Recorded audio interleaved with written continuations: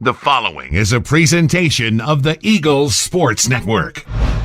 Carson-Newman prevails through the rain, 16-12 against UVA Wise with Coach Tom Griffin. I'm Michael Watching for the Eagles Sports Network. Coach, let's talk about the offense first because you get some big innings in this game, relentless to be able to put runners on base. You take advantage of opportunities. What do you think about how your team fared at the plate? Oh, yeah, great job. I mean, you get 16 hits and score 16 runs. You got to think offense, right?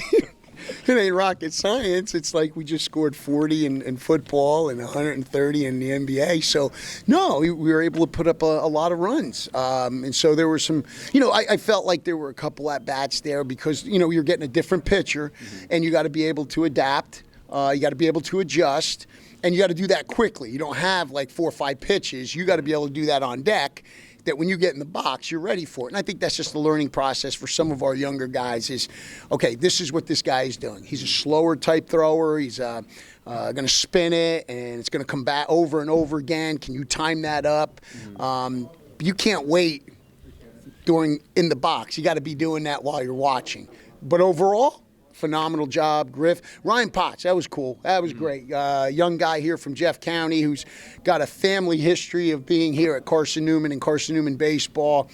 Tremendous day for him. Happy for him. How much of the runs that were scored had to do with the elements? I mean, there were some, no question. I mean, the left fielders were playing in puddles out here.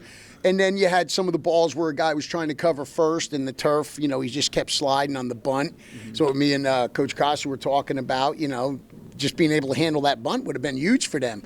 And so, yeah, there was something to it. Like, I guess the pitcher's having trouble handling the ball, because it was wet. And then the thing is, you're like, hey, do you want a new ball? Yes. Well, when the ball gets hit in the outfield, it's probably wet. Just get a new one. Don't sit there and hold that one because I don't know if they would have kept it if we didn't say anything. So it's like little things like that. It's called awareness. But we threw enough strikes because I hit enough balls off those guys. So it wasn't too bad, the conditions, because they hit it pretty well. I'll tell you, Coach Costa and his team, it's a young group. And he worked for Coach Banner the last couple of years. He's great. He's going to do a really good job. It's good staff. I told him most clubs are done. They're done after that, right? I mean, that thing's like that game's over. They kept battling. They get a hit. Boom, big home run, another hit, bang, they were putting crooked numbers up. They stayed in the ball game right there. That's a great job. That shows a lot of intestinal fortitude on their part to stay in it because for a young team, that's huge. I mean, we're sitting there, and that was a good game. We were trying to see if we can win that thing. And fortunately for us, we were able to hold on. Hunter Harrington out of the bullpen and Jake right out of the bullpen were stellar for us. Did feel like you put it maybe in neutral there a little bit after you did take a 12-3 lead, but they come back, they tie the score, all the momentum's on their side. You guys are able to score 4 runs, and like you said, 2 guys throw zeros at the end.